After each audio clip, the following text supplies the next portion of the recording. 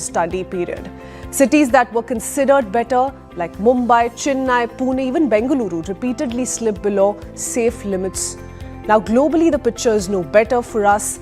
Indian metros dominate the list of world's most polluted urban centers, while cities in Europe, Japan, North America record cleaner spells through the year. Our urban clusters sit crowded in the high-risk zone. So this is no longer just a North India issue. It's a nationwide problem that needs long-term fixes. Are we really prepared to take decisions that will actually clean the air instead of just reacting to it? Let's bring in our expert voices this morning. First up, we're being joined by Professor Numesh Bolia from IIT Delhi. He's with us. He's played a key role in research bodies looking at tackling air pollution over the years. Thank you so much for taking out the time, Professor. Good morning. We also have Sanjay Rana. He's the General Secretary of GK2 Welfare Association, right now in the midst of a legal battle against air pollution. Welcome, both of you. Thank you for taking out the time. Thank you. Namaste. Professor, if I can begin with you, you've spoken extensively on this one issue that no longer is an issue that's limited to, our study tables. It's an issue that we're looking at every day, we're dealing with every day, we're struggling with every day. When you look at this study, a 10-year study that has literally included all metropolitan cities, all urban centers, no longer limited to Delhi NCR alone, what's the first thought that comes with it? Of course, the threshold is different, the magnitude is different, but Pune, Chennai, never heard of, are showing worrying signs too. Yeah, namaste. Thank you for inviting me again. The first thought that comes to my mind is we are not surprised at all. The signs were all there for a long time. I think we did not pay attention because as it happens in public perception, you always tend to look for one or two specific cities, contexts, instances, and lose focus on the larger picture. I think that is what happened. There are experts in all dimensions. Air pollution is a multidisciplinary kind of a problem, right? So there are various people working at IIT Delhi and other IITs in all dimensions. And from what I know, none of us are surprised that this is what the study has yielded. And we can talk about the solution later, but this is the first thought that comes to my mind. Okay. I do want to go across to now Mr. Sanjay. Mr. Sanjay, tell us a little bit about the legal battle that you're waging at the moment as we speak. There's a directive that's coming from the Delhi High Court asking you to take your plea to the Supreme Court. Has that happened as yet? Tell us a little bit about where you stand as of now legally here. Actually, this issue of air pollution has been raised by many residents and who have been suffering from this pollution and have been hospitalized and things like that.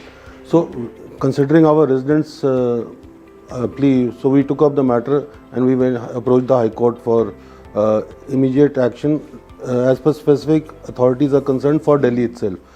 And the High Court has taken up the matter and asked us to approach the Supreme Court for clarification whether the matter should be taken in Supreme Court or whether the Supreme Court directs them to take it up in High Court. So the matter we have approached, we have again filed for our appearance in the Supreme Court.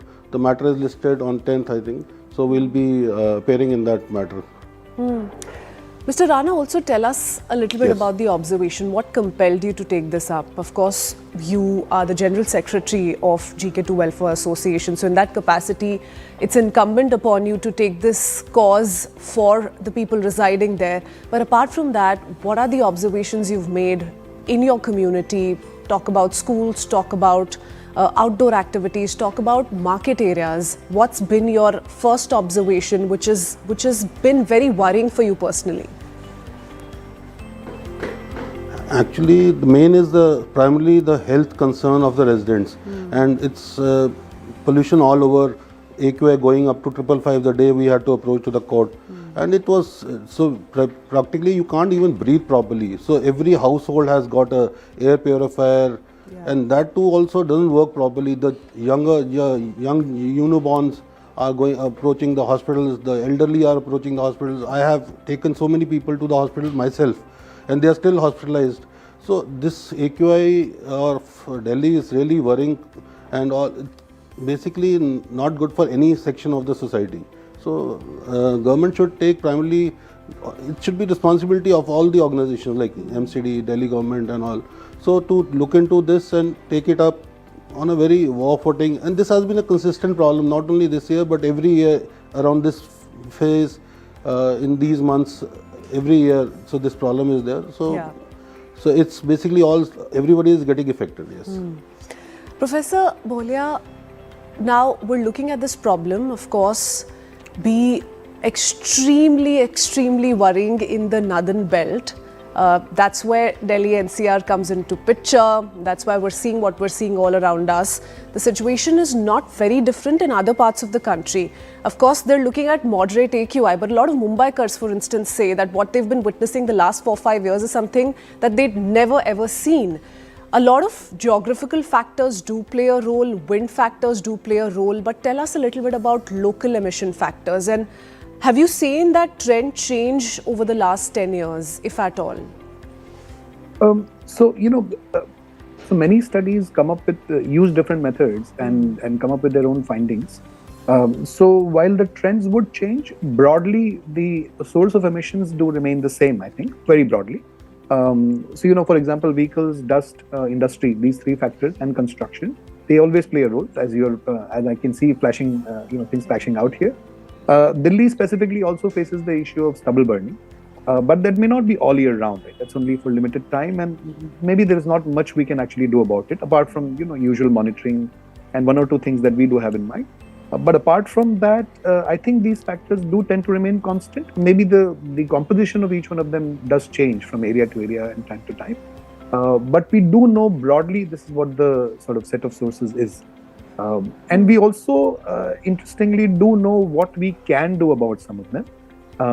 And whenever you come to me about the solution part, we can talk about what we think the overall approach should be. Yeah. The big sense that we have is that this really is not, at least to begin with, super rocket science where we absolutely don't even have a starting point.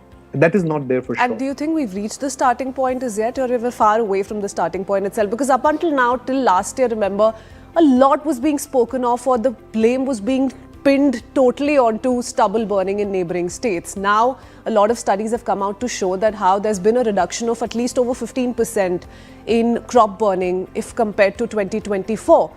If that stands ruled out too, there are other factors that need to be looked at. Correct. No, absolutely. And there are other factors, and previous studies also did talk about these other factors. And even when stubble burning was in public perception being made out a big reason, which it probably was at that point of time, maybe even now, it would not cross more than 30-40%, right? I mean, there were still other sources that were, at least more than the stubble burning factor itself. About whether we have started that thing or not, well, so we did the study which looks at air pollution and how major cities in the world have handled it. They've been worse, than ours in time starting from 1960s onward. And I think what our finding was, when we made this report as a part of a center at IIT Delhi, was that one thing stands out, that there is no magic wand. You cannot just, weave it and suddenly the pollution problem will solve, right? And I was very, very happy to see the CJI, as well as recently the Chief Minister of Delhi saying the same thing. What that also means is that if there is no magic wand, you will not be able to suddenly come up with some kind of a technology, some product, some major thing and expect that the air pollution problem will go away. That's not going to happen. I think that realization has not kicked in. To me, it seems we are still looking for that magical solution.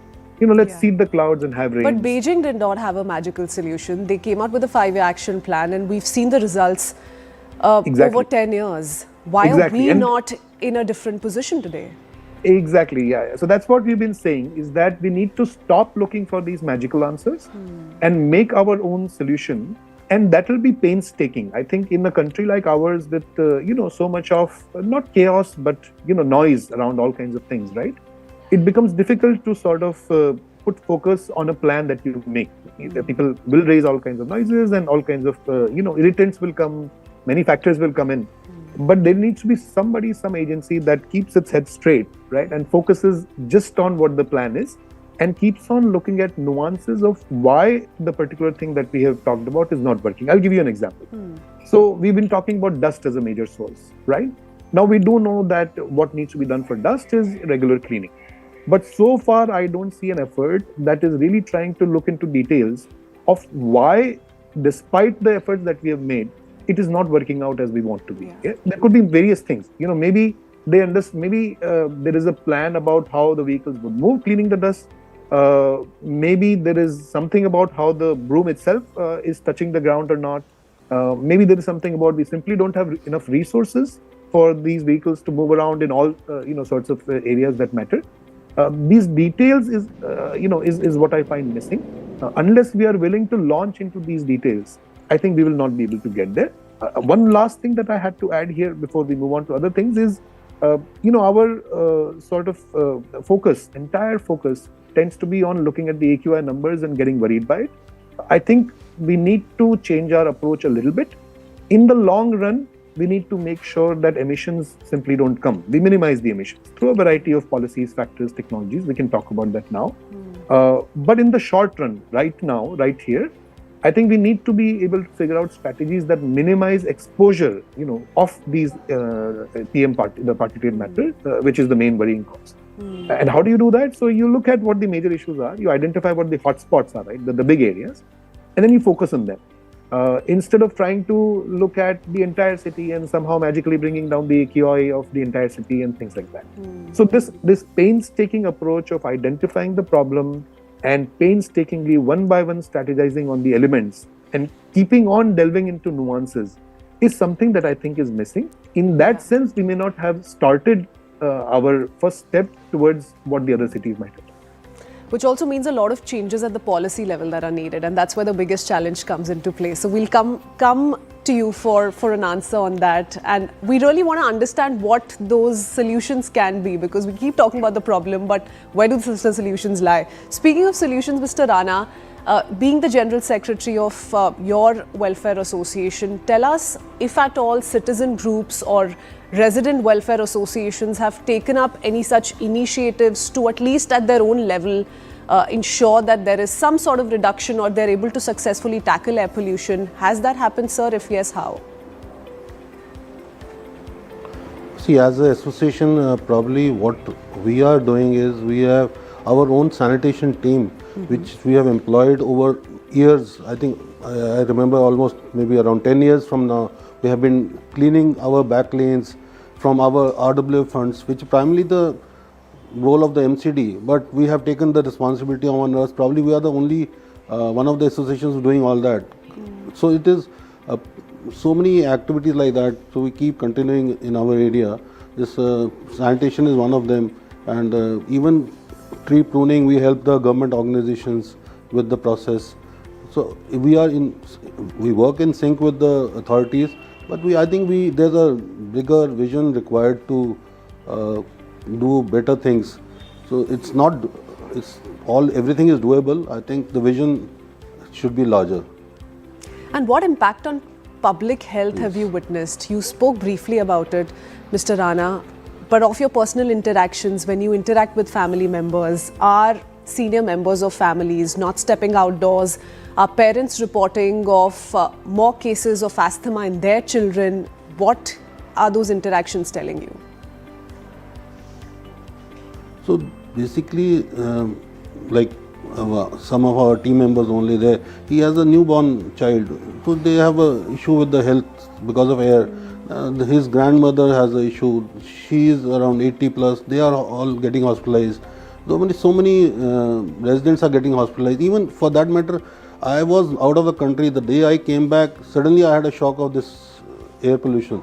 So this is, I think, even if countries like China, Beijing and Japan and Singapore can do it, why can't we? We are equally competent of doing anything. Maybe if the state lacks some resources or something, the center could get into all this, and this is the capital of the country and we should be doing best possible, should be the sample model of the country. So I think we should be, as Indore is rated number 1, so we should be in that category of cleanliness and air and all. And even these dust pollutions, all basically primarily we still following the old method of cleaning, brooms and all. So we should be having some vacuum cleaners, suction, all latest technology should be incorporated in the system. These things might help, and these are small steps which maybe it will not happen in a day, but over the years things can improve. Yes. Over the years, a lot of promises have been made and a lot of promises have remained unfulfilled, and that's where so much anger is coming from. We've seen Delhiites take to streets, stage protests, but that doesn't seem to be working out still. Professor Bolia, do you think there's also a sense in the Northern Belt, Delhi NCR, all of these polluted cities, of the administration, the officials somewhere giving themselves an excuse that this is where we're placed geographically, and so entirely they're pinning the blame onto that? So with Bombay having as many cars, it's a populated urban center, same story gets repeated in Bengaluru and the national capital. Is that one excuse you think that we're giving ourselves, that because unfortunately we're in this belt which is a bowl-like belt wherein because of a spike in winter we see air pollutants get trapped organically, we're not going to be able to do anything? Do you think that's an unfortunate excuse we're looking at? I think you're on mute, Professor Bolia. Yeah, I'm sorry. Whether they're looking at it as an excuse or not, only they can know, right? We will not really know. But, this thing about being in an unfortunate geographical area, indeed is true, right? Part of that is true. But what my sense on this is that given that we are in this difficult area, we need to be even more alert and have even a more sense of urgency to tackle this problem. And that urgency should be high enough that it constantly goads us to, make a plan and keep executing it, keep getting into details. That probably has not happened. If they are doing it, at least it's not there in the public domain.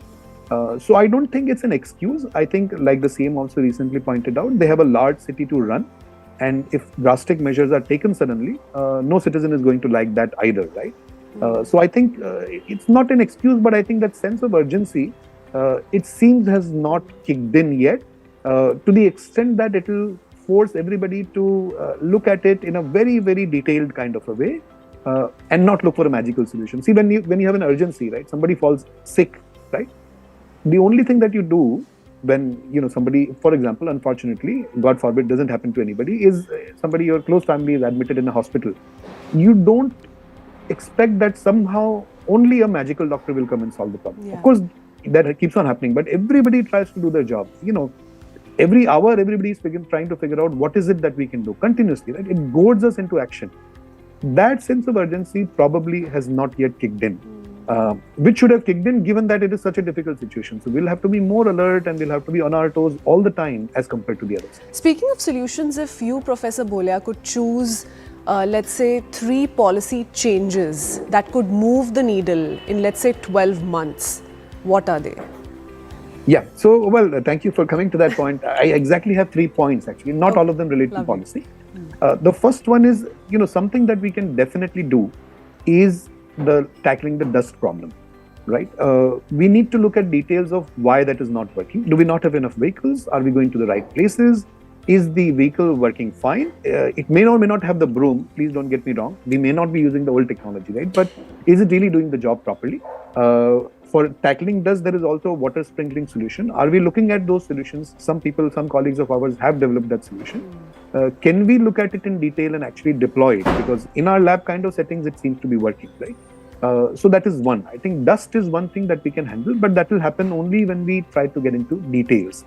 A superficial look or constantly feeling that, we are doing our job may not help. That is one. Second, I think is, before expecting people to do anything, the government, I think, really needs to convey that they are dead serious about tackling this problem, right? So there have to be various ways. Sudden instances of policies emerging is what citizens definitely don't like. So one fine day you introduce odd even, one fine day you ban crackers, one fine day you ban something else.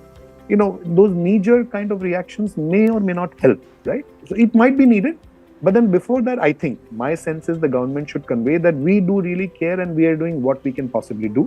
For example, we've been talking about EVs for a long, long time, right? But we still do not see more EV buses than diesel or CNG buses, right? So why is that the case? I think that is an implementation problem. If citizens also have to start using their EVs, there needs to be enough chargers. That entire ecosystem needs to be set up, which frankly we are not ready yet, right? So a typical Delhiite will still want to have an ICE vehicle, internal combustion engine vehicle, rather than an EV vehicle, simply because there aren't enough chargers, right, when you go around. So I think this a clear administrative will, which is what China and Japan, by the way, demonstrated, right, very, very clearly, to indicate that, oh, look, we are serious about this. For example, if the next 1 or 2 years the government decides that we will do enough so that do it properly, systematically, and there are many more chargers than we have right now, and there are more electric buses than CNG buses in the city. Yeah. Can we keep that as a target? That should be visible to the people. Second, once we do these two things, then we ask people to do other things, right? So reduce the use of vehicles, start taking public transport, create that environment where people feel that the government cares, and therefore, just like Mr. Rana just said, it is not just small things that we are doing that will make an impact. Somebody is looking at the larger picture, and therefore we should be doing our bit. When that environment is created, then the last point of citizen participation will be helpful. So 3 things: dust, get rid of arbitrary policies, show the intent, and third, then call to the people to sort of do their bit. And once all of these measures are initiated, micromanaging or assessing Exactly. at every level, I think, is the need of the hour, and that needs to be followed up with as much vigor. Thank you so much, both you gentlemen. What's worrying, if we just go by this 10-year study, is that this no longer seems to be a North India winter problem, seems to be an all-year crisis, and it goes much beyond North India, and that's why we thought it's important to just bring this conversation to the table. Thank you, both of you, for joining us this morning with your individual insights. For now, our conversation on pollution does not come to an end. We head into a very short break, but coming right up, we take you through a young innovator's voice who's trying to rewrite the air pollution story. He's a 17-year-old founder of Filter. We'll tell you all about his initiative in just a bit. We'll be right back.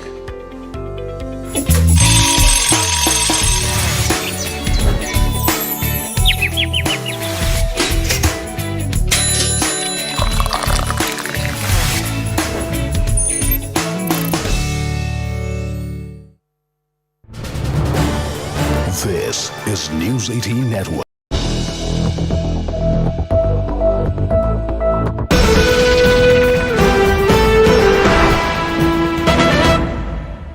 ये आपकी रक्षा के लिए और ये आपकी रक्षा के लिए। अरे ये क्या है? ये आपकी रक्षा के लिए और ये घर की रक्षा के लिए। न जले न पिघले, घर घर को सेफ बनाएं। अपार Anushakti fire protect wire.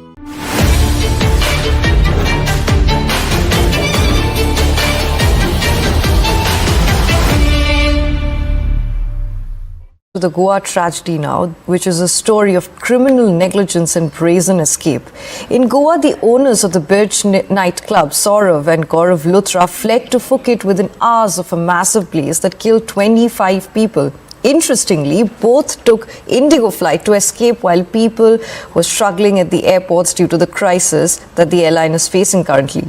Police confirmed that they are now coordinating with Interpol and the CBI to bring the absconding duo back to face justice. The fire just 25 kilometers from Panaji has exposed shocking lapses. The Arpora Panchayat had already flagged the nightclub's illegal operations back in March, yet business continued unchecked. Now families mourn while survivors battle injuries at Goa Medical College. After this massive tragedy, the State Disaster Management Authority has ordered every nightclub, bar and event venue in Goa to conduct safety audits within 7 days. I am at the Delhi office of Saurav and Gaurav Luthra, who are absconding and owns the Romeo Lane of Goa, where the 25 fatalities have taken place due to the fire. And certainly behind me, this is the office where both the owners used to sit, and according to the locals and the people who secured this building, it's on 3rd floor, and nobody after the incident has visited. Even the staff has not come here today, and yesterday also nobody came here, and day before yesterday we were told that Saurabh visited this office for 2 hours and then he left for a meeting. And now you can also see there is Being GS Hospitality Goa LLP. There is a board also, the temporary board, and this basically shows that this particular hospitality owned by Gaurav and Saurabh. This particular office has 15 to 20 people. They used to sit here, and this is basically the headquarter of Romeo Lane Group. And if you can see that there is another temporary board which it seems that this has been removed very recently. It has been now thrown into the dustbin, and certainly The Goa tragedy now, which is a story of criminal negligence and brazen escape. In Goa, the owners of the Birch nightclub, Saurav and Gaurav Luthra, fled to Phuket within hours of a massive blaze that killed 25 people. Interestingly, both took Indigo flight to escape while people were struggling at the airports due to the crisis that the airline is facing currently. Police confirmed that they are now coordinating with Interpol and the CBI to bring the absconding duo back to face justice. The fire just 25 kilometers from Panaji has exposed shocking lapses. The Arpora Panchayat had already flagged the nightclub's illegal operations back in March, yet business continued unchecked. Now families mourn while survivors battle injuries at Goa Medical College. After this massive tragedy, the State Disaster Management Authority has ordered every nightclub, bar and event venue in Goa to conduct safety audits within 7 days. I am at the Delhi office of Saurav and Gaurav Luthra, who are absconding and owns the Romeo Lane of Goa, where the 25 fatalities have taken place due to the fire. And certainly behind me, this is the office where both the owners used to sit, and according to the locals and the people who secured this building, it's on 3rd floor, and nobody after the incident has visited. Even the staff has not come here today, and yesterday also nobody came here, and day before yesterday we were told that Saurabh visited this office for 2 hours and then he left for a meeting. And now you can also see there is Being GS Hospitality Goa LLP. There is a board also, the temporary board, and this basically shows that this particular hospitality owned by Gaurav and Saurabh. This particular office has 15 to 20 people. They used to sit here, and this is basically the headquarter of Romeo Lane Group. And if you can see that there is another temporary board which it seems that this has been removed very recently. It has been now thrown into the dustbin, and certainly this place would be under investigation once Saurav and Gaurav would be arrested by Goa police.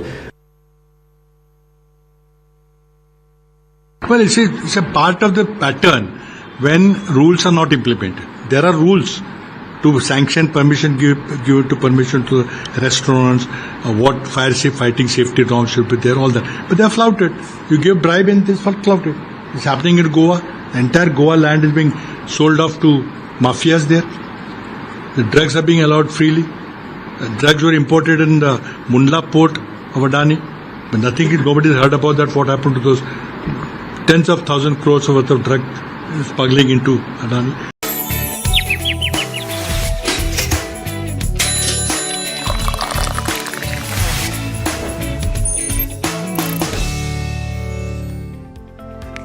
Welcome back. We now bring in a young innovator onto the Breakfast Club who decided not to wait for the world to fix air pollution and started fixing it himself. At just 17, Arkin co-founded Filt Air, a low-cost DIY air purifier that costs around 2,500 rupees only. To top it all, he's not just selling these purifiers. He and his team are teaching children and communities how to build them on their own, turning clean air into a basic right and not a luxury. For Arkin, innovation isn't about big labs or big money. It's about solving real-world problems with creativity and compassion. So let's bring in this young innovator who turned clean air into a mission. Good morning, Arkin. Hi, hope you're doing well. I'm doing well. How are you? Hi, lovely connecting with you. Doing well. Arkin, first up, I want to ask you something that everyone watching this would be wondering. What really inspired you to start Filter at such a young age? Take us through the thought there, and what really was your motivation? Yeah, so I think it kind of started with the opportunities my school gave me to do service in my community. And so that's kind of where I built this relationship with one kid, Mahendra. And when we were having these conversations and talking, he told me all about these missed learning opportunities he had during the school year. For example, we have heat waves, cold waves, and now all of a sudden air pollution was becoming this bigger and bigger break that he was getting from school. And one of the things he would tell me is his mom would say, you can't play outside because of the air pollution and all of these aspects. And so for me, that was like, oh wow, this is like an actual detrimental issue to him every single year.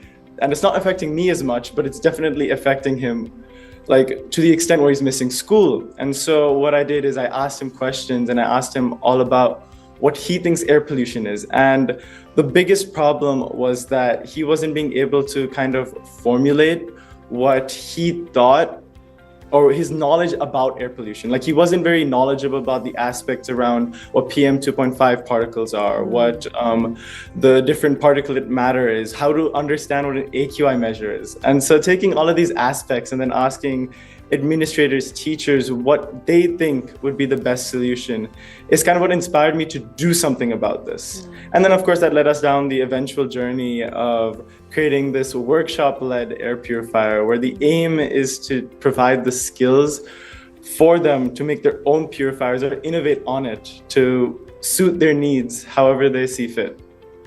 Lovely. So it wasn't just about coming up with a solution that's accessible to all. It was also spreading awareness, educating community members about what really AQI is, how it's different from PM 2.5, PM 10, what all of those terminologies mean. Great. Arkin, but for anyone who's hearing about your initiative for the first time, tell us what Filter does, really. Okay, yeah. So Filter is a low-cost DIY air purifier shown through workshops to public schools in the Delhi NCR area. And so the way we kind of function is we've created our purifier now. It's, as you can see in the video, it kind of comes as a kit. And we use this kit in these workshops that we present in through explaining what each part of the purifier is and how to build it, of course, from scratch. And the purpose of this is to kind of take them through 3 different skill sets. The first skill set is understanding and critically thinking about an issue. So we educate them on the basics of air pollution, and then we run a little activity where we tell them to come up with the most common solutions or solutions that they think are applicable, then assign them the task of making that solution implementable to a specific audience. So being very specific about the people you affect, and then moving towards the way we did it and the way our solution works. And so, yeah, and that's kind of start to finish our process. Lovely. So you're not just making these DIY purifiers accessible to one and all at a more economical value, but you're also teaching people how to go about their own purifiers. How much, if you don't mind me asking you, how much would the cost of that entire project be? So if anyone wants to come up, replicate your model on their own, buy all the products, all the ingredients, if I may put it that way, necessary for a filter, how much would it cost their pocket? So I think I usually order about 25 purifiers at a time. And so that comes up to about a cost of 25,000 rupees. And then from there, it's all about the rest of the costs are much more about finding transportation, posters, like stickers and stuff. So then, like, I would say if anyone's launching this, it would take anywhere between 25 to 30,000 for their first workshop. And then from there, I have to say, like just the Indian community, the Delhi community is so nice, so wonderful. Like people have reached out, people have said, I have associations with sponsors, I would love to volunteer. And so I think once you get the word out there, so many people are willing to help that after that initial investment, it becomes a lot easier to kind of keep that momentum going. Wow, lovely.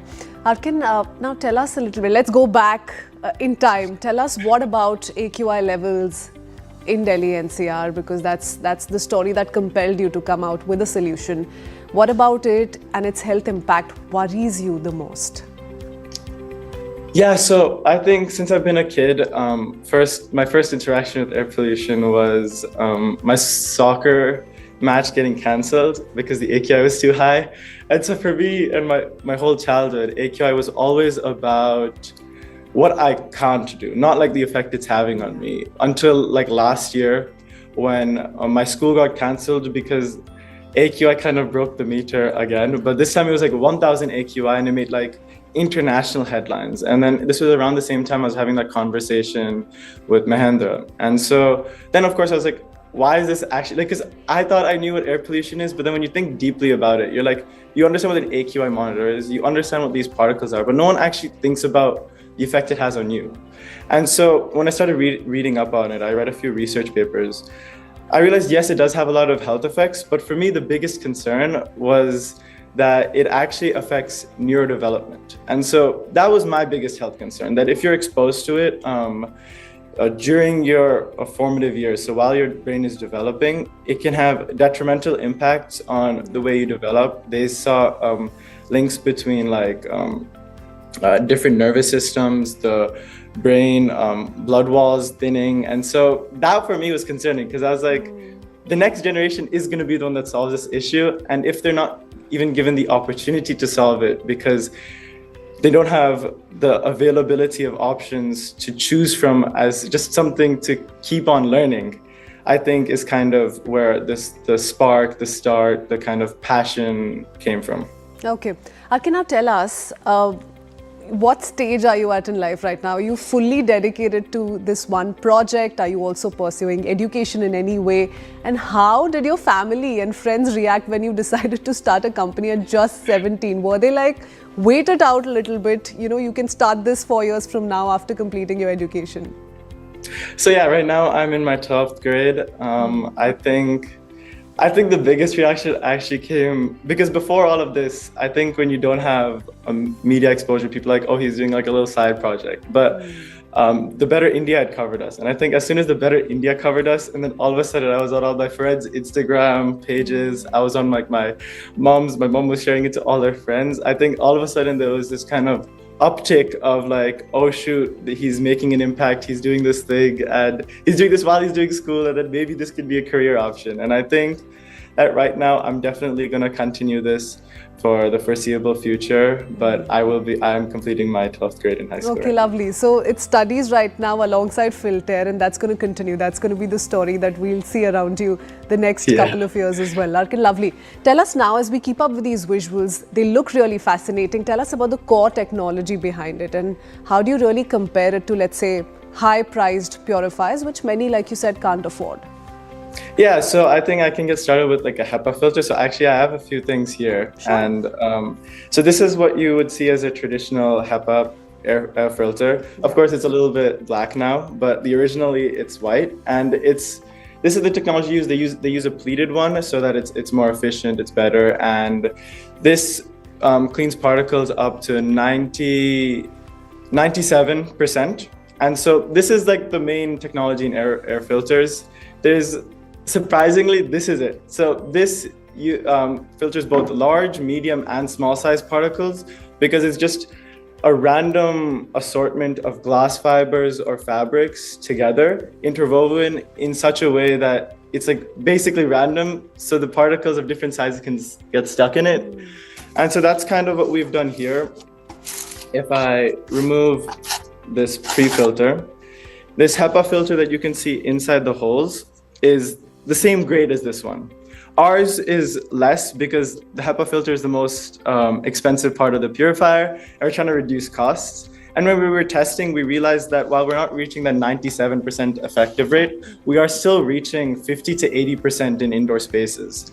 And then the other technology that we kind of use is this pre-filter. So this is graded for not those small particles, but only for the large and medium particles. And the main point of it is to dust, rocks, anything big that might damage the fan or the HEPA filter is just kept out of the whole system entirely. And then I think, yeah, that's just the main part of how a purifier works. And are you asked every now and then, Arkin, when people look at your model, what about durability? Will it long last enough? You know, because typically when anybody's investing into anything, paying even a small amount of money, they would want it to last longer. Is that a question you face? Yeah, it is. And we've had the slightest trouble because we've not been here long enough to say that, oh, here are the customers saying that, hey, we've had this working for X amount of time. What we usually try to do is relate them back to each product's like grade rating. I think we tell them about the HEPA filter life, the exhaust fan that we're giving, the life of the exhaust fan, and we try to go from there. But we've tested our purifier now for like 6 months. We've let it on for 24 hours at a time. We've tested the same purifier over 1 month with like 1-day breaks. And I think that it's worked till now. We haven't had a problem with durability, but of course in the future I can see that happening, because with all low cost things, there's always a chance of something not working. How nice. And how do you plan to exactly scale and diversify Filter? Do you have any immediate plans? Yeah, so right now we've got a lot of opportunities available. I think after this exposure too, we'll get many more. But for example, there's an international school in Dhaka that reached out to us on Instagram saying that, hey, could we collaborate? We have this environmental coalition. We'd love to implement this in Dhaka. There's a couple of organizations. There's one in Mumbai and there's one in Chandigarh that have reached out to us saying, hey, we really want to run your project and start it here. Could you get help on a Zoom call and kind of get in contact with us and tell us how to do it? So I think the main way I'm kind of going to scale up is through these collaborations of implementing it in different regions that are affected by this problem. And then the second way is, of course, finding a way, this is like the more logistical part of getting these purifiers to people who want them, because I've got so many people telling me that I run an animal shelter. Is there a way I can get an air filter? Someone's told me I have asthma and I have no idea what to do and I need a purifier to help me study. And so I think that those are kind of the two main ways that, at least in the foreseeable future, I can see Filter kind of growing. I do want to wrap up this conversation on a slightly optimistic note, Arkin. You know, we're talking pollution, we're talking people complaining day in and out, and we're talking about your story, which comes with a solution itself. But how do you think citizens and young people like yourself play a role in bringing change to a problem like air pollution, which has seen no end for at least the last decade or so? I think it's the same thing I kind of say in my workshops, is that we have power even if we don't realize it. And it's not necessarily our power to vote, but our power in action and our ability to do things that you don't think you can do. And all you have to do, and I really mean this, is take a very, very specific audience. No one person can solve air pollution, as we can see. Pick a specific audience, choose a specific place, and start your solution there. It doesn't have to be something new. This purifier is by no means reimagining what it means to purify. It just is scaling down the cost through multiple testing and iterations. And so that's kind of the core of it. Choose your audience, know your solution, know your audience, and just implement it. Are you also very humbly saying it's no rocket science? Filter was no rocket science? in a little bit of a way, yeah. Okay, lovely. Thank you so much, Arkin, for that wonderful initiative and for sharing your story. More power to you and all the best for your studies as well. Thank you for joining us. Thank you so much. Have a great day. All right, let's zoom out a little and shift our focus to other stories from across the country, around the world, and from the world of sports making headlines. First up, Vantara founder Anant Ambani, who was conferred the Global Humanitarian Award for Animal Welfare by the Global Humane Society, is not only the youngest and first Asian to receive this award, but he now joins a list of distinguished past recipients, from US Presidents John F. Kennedy and Bill Clinton to Hollywood legend Betty White, by receiving this significant award for his visionary conservation center, Vantara. Anant Ambani joins a tradition that honors commitment to conservation advocacy and animal protection on a global scale. India's Tata Electronics has secured Intel opens a new tab as a prospective customer for its upcoming chip facilities, potentially signaling the US chip maker's confidence in India's manufacturing ambitions. The electronics manufacturing arm of the 156-year-old salt-to-software Tata Group is investing about $14 billion to build India's first semiconductor fabrication facility in Gujarat state and a chip assembly and testing facility in Assam. Loco pilots of Indian Railways have demanded clear duty hour limits to curb fatigue and prevent potential accidents, citing the government's firm stance on airline pilot work hours amid the indigo crisis. In a statement, the All India Loco Running Staff Association criticised the centre for showing leniency towards private airlines while taking a tougher approach with government employees. The union said that worker agitations in public sector units are routinely met with disciplinary action, charge sheets or suppression under various black rules, often justified in the name of public convenience or essential services. Dhurandhar continues to show no signs of slowing down at the ticket window. The Aditya Dhar film performed admirably over its opening weekend, minting 103 crore rupees in India so far, gaining considerable momentum driven by the word of mouth. Now, on its first weekday, the film seems to have passed the all-important Monday test with flying colours. The film is looking steady to cross 150 crores domestically by its second weekend, if not sooner. And as a Kerala court on Monday acquitted Malayalam actor Dilip in the 2017 abduction and sexual assault case involving a South Indian actress, he blamed his ex-wife and prime witness Manju Warrior for what he called a criminal conspiracy against him. The court held 6 other prime accused, Sunil NS alias Pulsar Suni, Martin Anthony, Mani Kandan B, Vijesh BP, Salim H and Pradeep guilty. The quantum of punishment is expected to be announced on the 12th of December. Apart from Dilip, the court also acquitted 3 others in the case.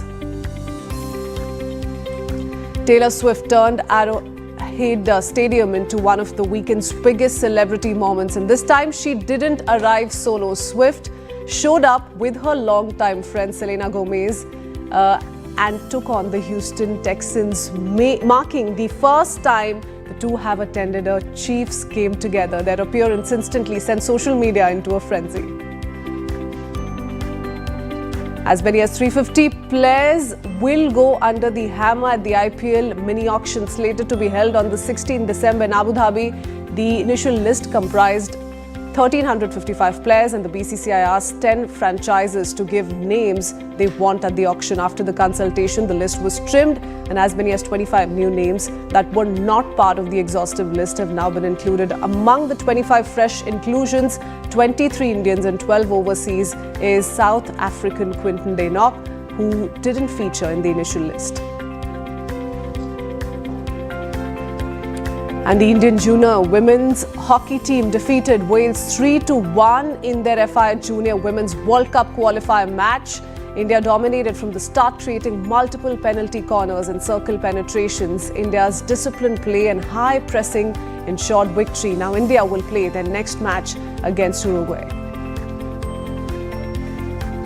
India is also looking at hosting the Squash World Cup for the 3rd consecutive time, with the tournament taking place at the Estad Stadium in Chennai starting today till the 14th of this month. 12 nations will compete, including hosts India, defending champions Egypt and 2023 runners Malaysia. Each team has 2 men and 2 women, and matches follow the format introduced in 2023. Egypt has been the most successful team in World Cup history with 2 titles so far, but now India has announced its squad blending experience and young talent both.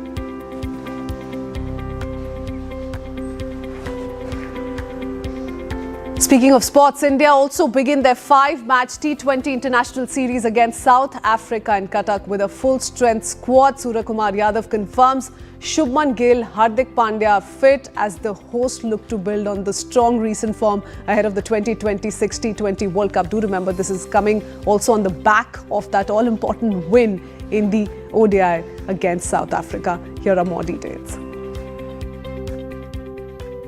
India and South Africa meet in Cuttack for the first T20I of the 5-match series, and the hosts go in with encouraging news on the fitness front.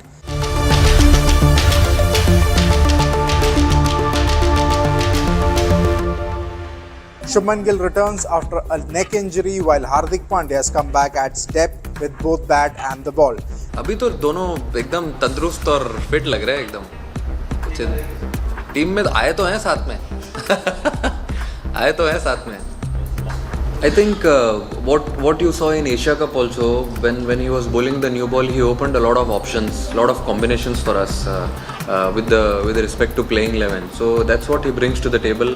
His experience, the way he's done really well in all the matches, all good games also, all bigger games, ICC events, all ACC events. So I think that experience will count a lot, and his presence will definitely give a good balance to the side. India enter the series in good rhythm, unbeaten at the Asia Cup and fresh from a 2-1 win in Australia. Abhishek Sharma is expected to continue at the top with Gill, Suryakumar Yadav and Tilak Verma forming the core of the middle order. The lower order featuring Hardik Pandya, Akshar Patel and Shivam Dube give India flexibility while the bowling unit remains their strongest suit. Led by Jasprit Bumrah, supported by Arshdeep Singh, Kuldeep Yadav and Varun Chakravarti. South Africa meanwhile arrive with mixed recent results. Quinton de Kock and Adam Markram will anchor their batting with Tristan Stubbs, Devol Brevis and David Miller providing support through the middle overs. Conditions should remain pleasant with 180 to 190 likely to be a competitive total. India hold the advantage at home, but South Africa's batting firepower ensures a contest with enough balance to stay competitive.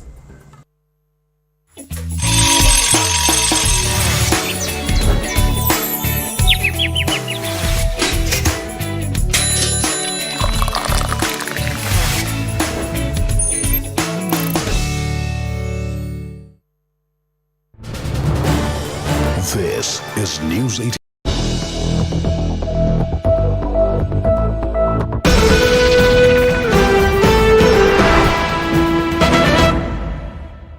So we begin this morning's bulletin with some breaking news coming in from the US about Trump tariffs. US's President Donald Trump has announced that the United States will redirect a small portion of hundreds of billions in tariff revenue to deliver $12 billion in economic assistance to American farmers, underscoring that the administration's attempt is to cushion the agricultural sector from the financial blow of its own trade policies. Framed as a reinvestment of tariff proceeds back into the domestic economy, the move was presented as both evidence to the tariff success and a pledge to protect farmers caught in the middle of escalating trade disputes, viewers.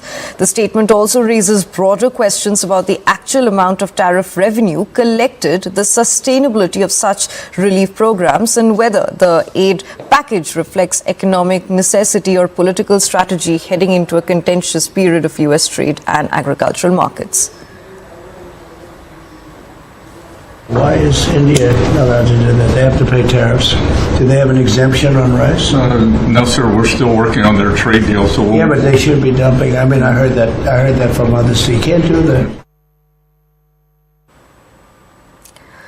So President Donald Trump has announced that the United States will redirect a small portion of the hundreds of billions in tariff revenue to deliver $12 billion in economic assistance to American farmers, which underscores the administration's attempt to cushion the agricultural sector from the financial blow of its own trade policies, viewers. Framed as a reinvestment of tariff proceeds back into the domestic economy, the move was presented as both evidence of the tariff success and a pledge to protect farmers caught in the middle of escalating trade disputes. The statement also raises broader questions about the actual amount of tariff revenue collected, the sustainability of such programs, and whether the aid package reflects economic necessity or political strategy. And we have CNN News 18's Akansha Swaroop joining us live right now. Akansha, very good morning to you and thank you so much for joining us on the broadcast. So how accurate do you think is the administration's claim about the scale of tariff revenue available to fund $12 billion assistance package? Right. Morning to you, Sukanya, and all our viewers. Remember, Donald Trump was addressing the White House roundtable.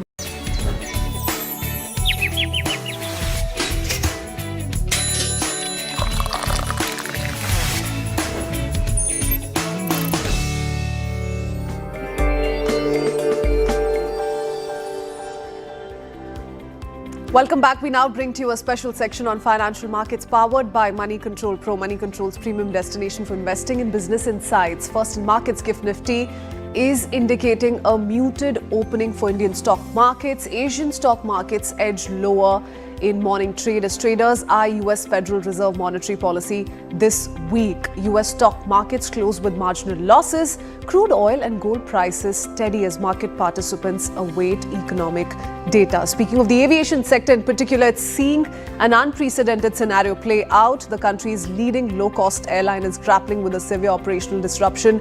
The regulator has stepped in with temporary relaxation to help stabilize operations, and the airline's flight count has risen and on-time performance has improved consistently over the past few days. So don't forget to log into Money Control Pro to find out more about the aviation sector and other actionable insights on markets. It is the premier destination for all investing news and financial insights you will ever need.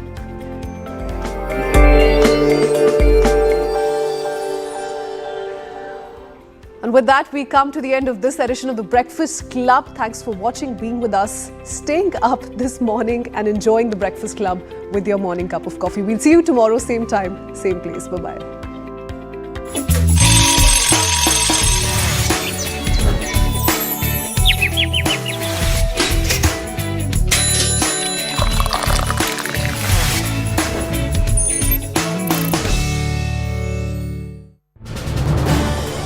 This is News 18 Network.